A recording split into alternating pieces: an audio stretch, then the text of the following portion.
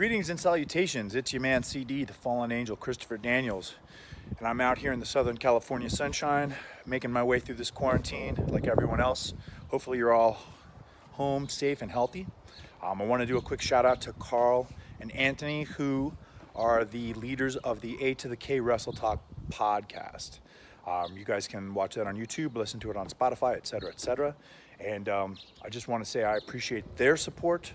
The guys at AEW, we wouldn't be where we are today if it wasn't for fans like you guys. And I'm sure Carl and Anthony feel the same way about all of you that listen to A2theK WrestleTalk. So keep listening to A2theK WrestleTalk. You guys stay home, stay safe, stay healthy, and I'll see you later. Unfortunately, to have to come down from Dynamite to Smackdown, if you want to give that a little bit of a run through. Yeah, sure. Well, I'll start with an apology. Because last week I said that they just seem to have ignored Triple H's 25 years. And I think you even acknowledged that it was meant to be this week. And it turns out it was meant to be this week. It threw me because I was convinced that they said it was last week. And then they didn't mention it at all. They didn't even go, oh, next week we've got this. So I was like, wonder what's going on there. But this week was celebrating 25 years of Triple H. So, strap yourself in, Carl. If you like Motorhead, we're going to get some Motorhead. But we basically... I won't sort of name them all individually because they were throughout the night, but we have our usual Smackdown for the most with various different clips from Triple H's career, which I did enjoy. Notable ones such as when he had his 8 months off with his was it quadriceps, biceps? Yeah, and he had 8 months off and come back. I think it was about 2002, and he returned to that massive ovation. Even I remember that. That was when I was starting out with wrestling, but even I remember that. It was incredible. So it was nice to see some of the bits that you really remember. Again, the spot with DX and the tank was there. Various bits like that. So there was a few different ones throughout the night, so I won't specifically mention them all, but it was nice to see those sort of clips and those sort of bits, especially because obviously that's the aim of it, isn't it? We're celebrating 25 years of Triple H.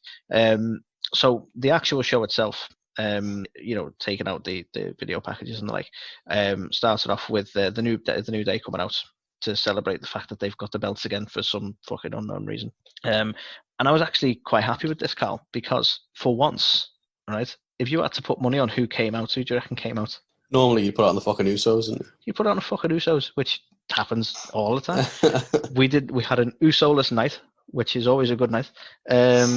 We actually surprisingly had the Lucha House Party interrupt because someone the Luchos, the Luchos, yeah. I love it. Surprisingly, someone in the back has gone, have we only got these 3 tag teams?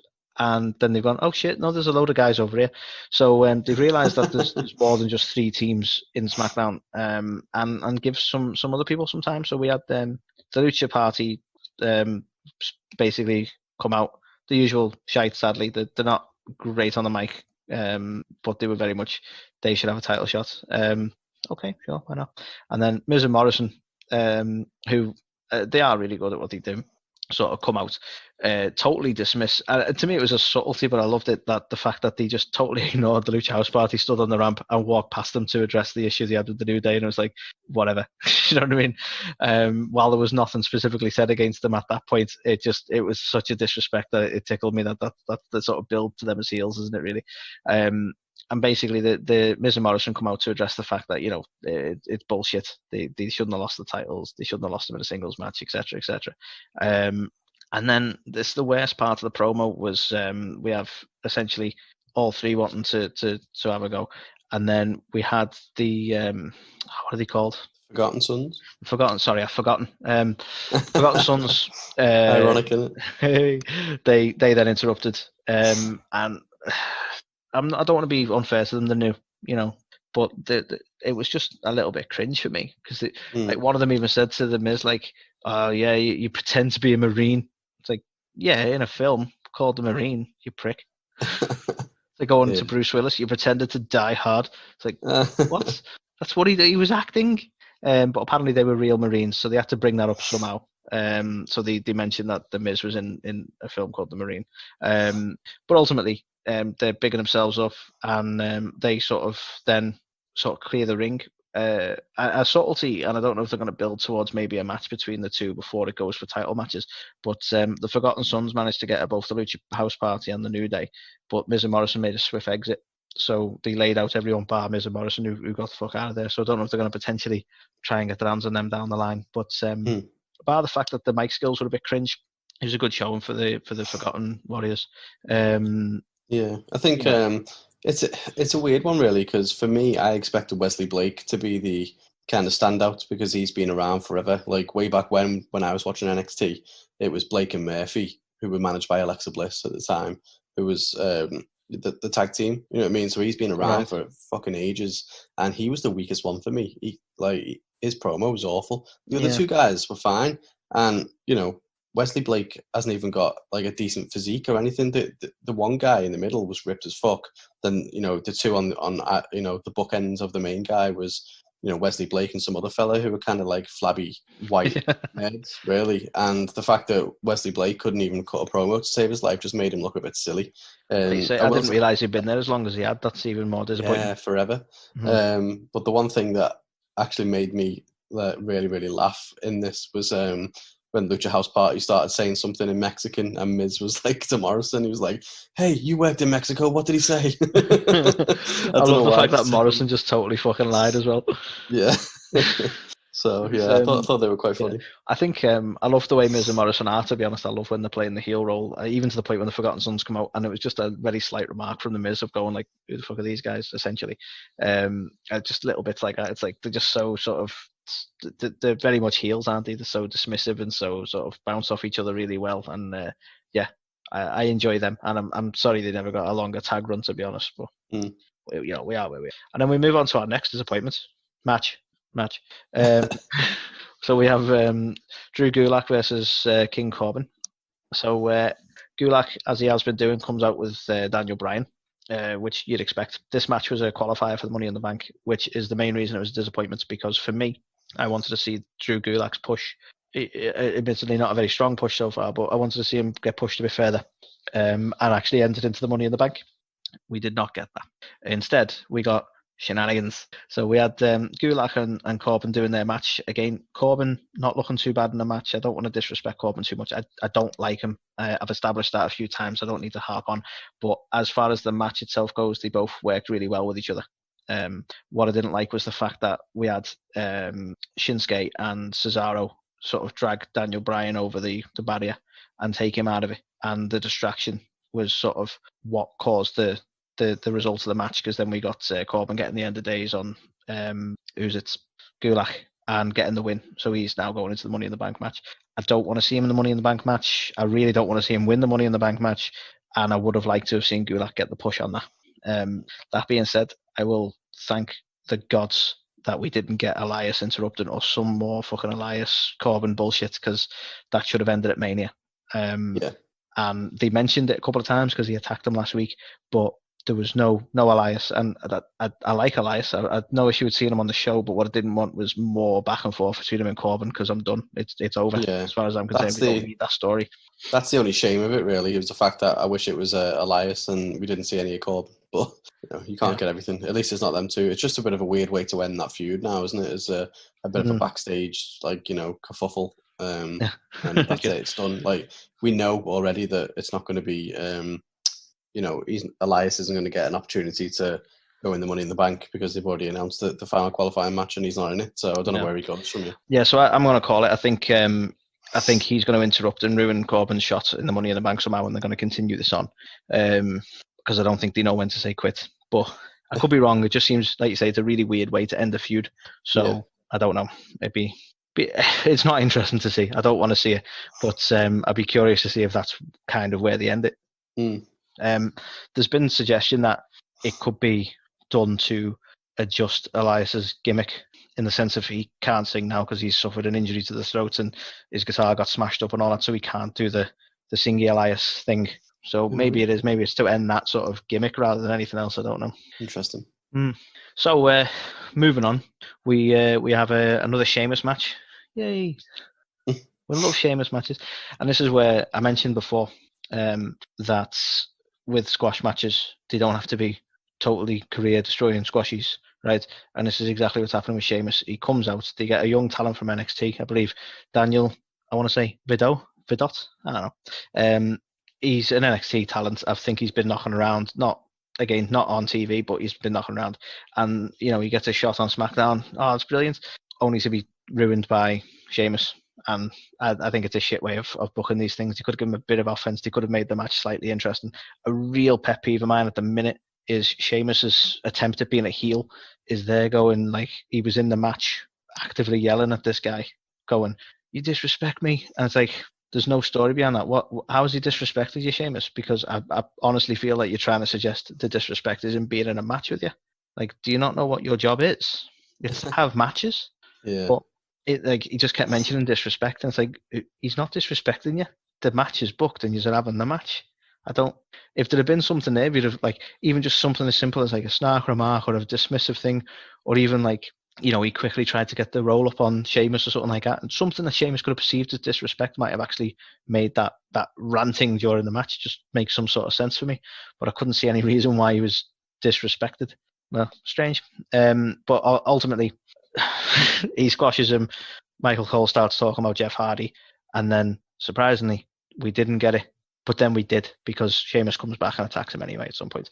Now, they're obviously building towards Jeff Hardy versus Sheamus, but for some reason, it feels massively like they're building towards Michael Cole versus Sheamus. So I'm not sure. It feels a little bit misguided, all this, because he's got more of an issue with Michael Cole than he's got with Jeff Hardy at this point. But they did that. Same thing that they did last week, but a little bit worse. Do you have any opinions on that pending feud? No, I think everything you've said there, I completely agree with. It makes zero sense why Sheamus would now be pissed off at Jeff Hardy because Michael Cole is saying stuff about Jeff Hardy. You know what I mean? Where are they going to go? Unless they're obviously not going to do Sheamus versus Michael Cole. So I don't know. Yeah. Seems like a bit of a reach of a feud, but yeah. Very, very odd, isn't it? And then we move on to The Miz and Morrison taking on the Lucha House Party. Obviously, going back to earlier with everyone back and forth and over who deserves title shots. Not much to be said on the match. Obviously, the Lucha House Party, probably could have done a bit more high flying. I know the Miz isn't particularly a high flyer, but there could have been a bit more in that, I suppose. But the noteworthy element is the Lucha House Party taking the win, which, I don't know, does that suggest maybe a bit of a push? I don't know. Do you know what? I don't think it suggests a push for them. I think it suggests a bit of dissension in the ranks between Miz and Morrison. So if you think about it, Morrison upheld his end of the bargain by retaining the titles. Right. Miz was the one that lost them. And then Miz got pinned again today. So he seems to be taking all the pins. I wonder how long it's going to be before something is, said of that. Right, so maybe they're building it up in that sense. Because I think hopefully not, because I'm enjoying both of them, to be fair. But I think they bounce off each other really well. But yeah, you may have a point. Because I'm thinking that they're probably going to have to go towards the Forgotten Sons as the contenders. Don't know where the Usos have gone. Must be having a week off. Don't know. Roaming about.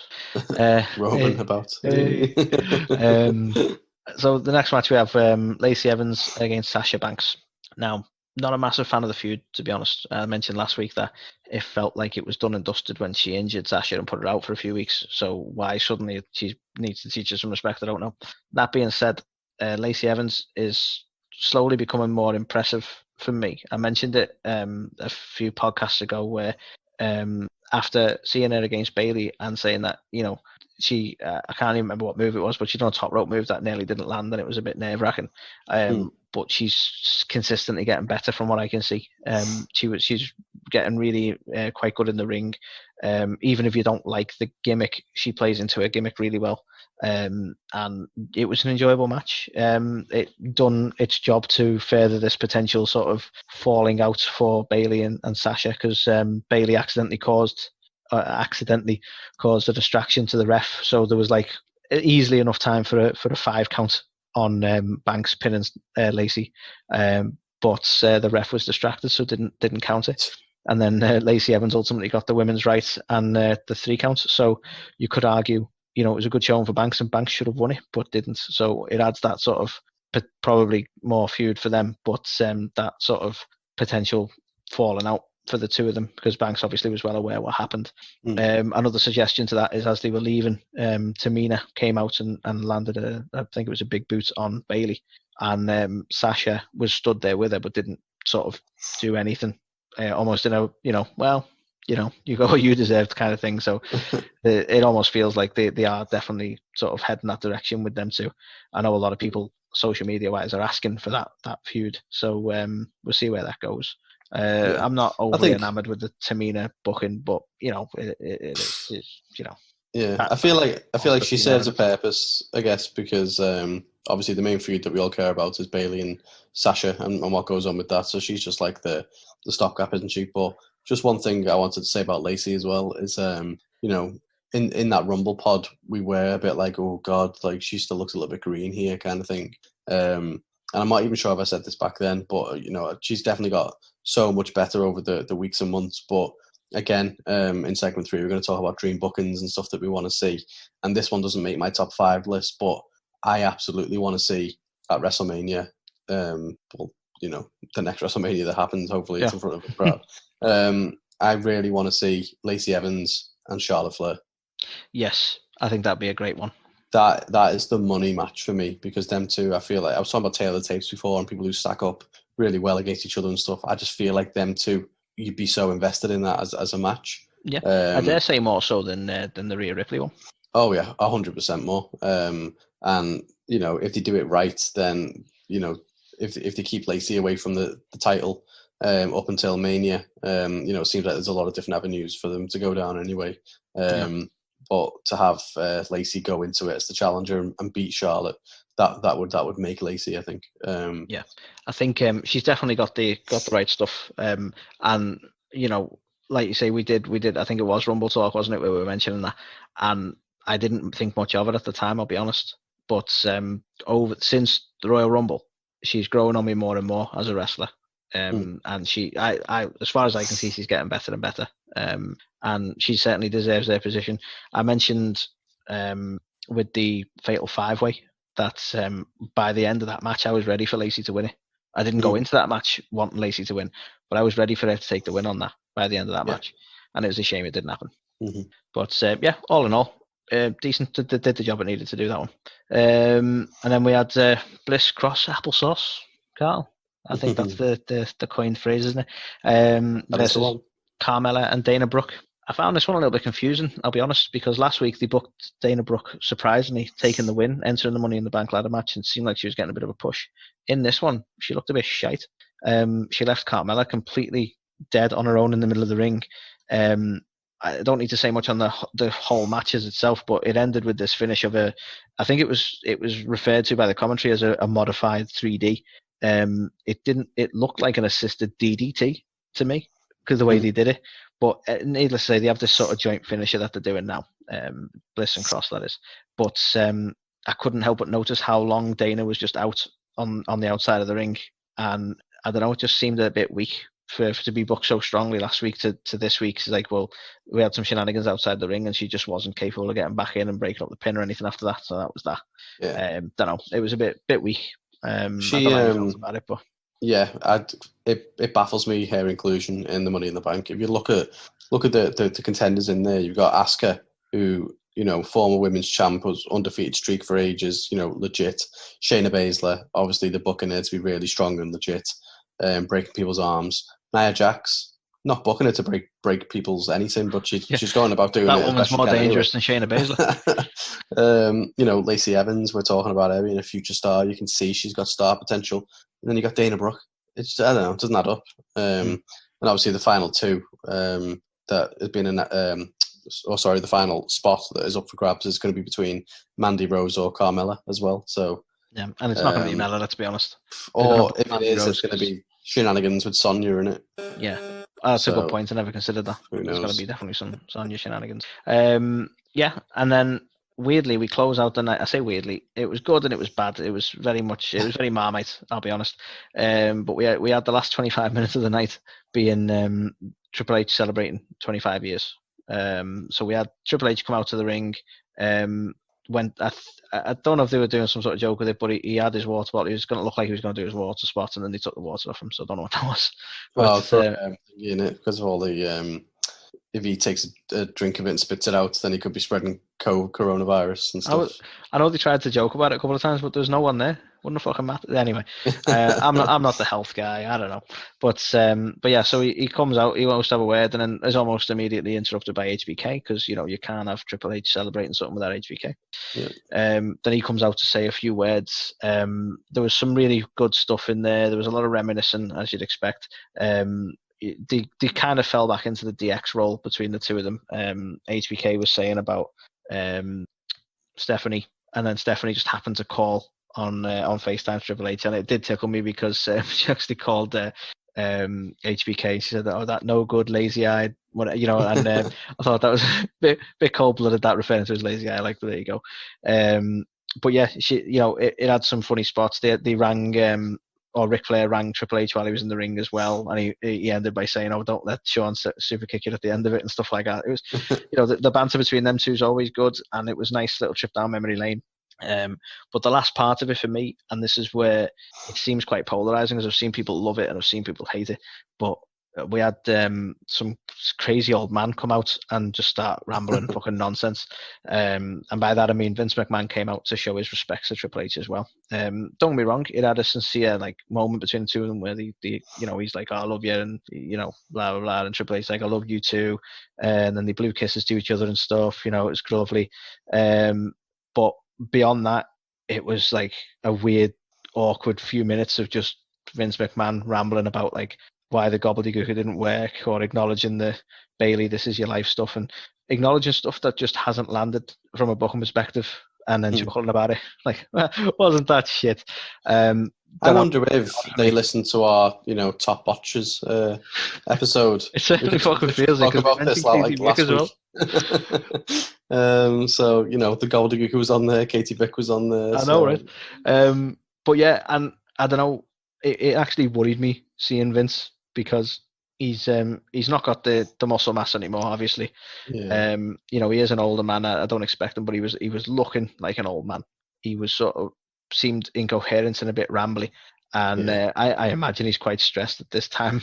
But even so, it just felt really kind of awkward and weird, and I think you probably feel it more because there's no audience to bounce off, which it felt a little bit awkward when Triple H and Shawn were doing their bits, similar to the way 316 Day didn't land very well because there's no audience to work off. But again, it felt worse when Vince McMahon comes out and is like, that bar that moment of sincerity, which was genuinely sweet. It was just sort of awkward rambling. He was almost rushing through it as well. I don't know. I didn't enjoy that bit. It felt really strange. I similar to what you said then, it felt bizarre for me because he looked really old and he looked like, I don't know, I felt it was weird seeing him because it's one of them. It's almost sad because we've grown up with this man, and it makes you so aware of the passage of time. Yeah. It's just almost kind of sad to see, but especially because we know Vince McMahon as a person and he wants to look like the powerful guy. He always does the power walk and all that, so to see him looking so weak was really kind of jarring. I didn't like it. Didn't like it one little bit. But also, and I don't want to harp on too much, but it was probably them two coming out and sort of patting each other on the back at a time when they've a lot's come out in the media about the releases and the dividends being paid out to shareholders, of which both of them are shareholders. It seemed a little bit odd timing to pat each other on the back, to be honest. But again, I won't harp on that. It's happened. WWE are looking a bit bad in the public eye at the minute. But for me, they could have maybe just skipped the Vince McMahon bit and still done the 25 years. I don't know. Yeah. But yeah, all in all, it was it had its ups and downs. A bit of a roller coaster as far as it goes. And Triple H is, he has been in it for the time. He's very well loved by NXT. He's like the father of NXT now, and you know what I mean. But it definitely had its hits and misses. I don't know. Don't you have any opinions on the Shawn Triple H stuff? Or I liked the flashbacks and the bloopers and stuff like that, which they were showing. But the in-ring stuff, even the Steph thing, I was a bit I don't know. It felt tired. It wasn't the DX of old. Even when they came back. Oh no, they were definitely old. But even when they came back and they were doing the PG DX stuff, even that was funnier than the stuff that they did. On was it one of the clips they showed on? I don't know if it was on SmackDown itself or something I seen on social media afterwards, but when it was the PGDX and Sean's just running down the hallway, just super kicking random people because he's stressed. Do you know who one of them random people is? Go on. Sean Spears. Really? Sean Spears is Stan. That's crazy. So when he goes, he was Stan. The first one he kicked. Stan. Yeah. That's crazy. I didn't even pick up on that. That's madness. Yeah. So maybe the chair, it should be called the chair Stan, so the chairman. But yeah, I don't know. It was okay. It's another one where it's a kind of a massive shame. It's a big milestone. 25 years in the industry. 25 years of being one of the best sort of characters in there. And there was no audience to play off, so it's kind of sad for them. Yeah. Really. But I think it would have been very different if we weren't in these times. I feel like you would have saw Ric Flair live. You would have saw a couple of other things, more shenanigans, more kind of like bigger, I guess. Yeah. But even just like stupid things like Vince only came out to the top of the ramp, understandably, but like he couldn't even go join them in the ring. He had to keep his distance. He's in his 70s, and they probably have been distancing from each other to this point anyway. It's not like they all live together.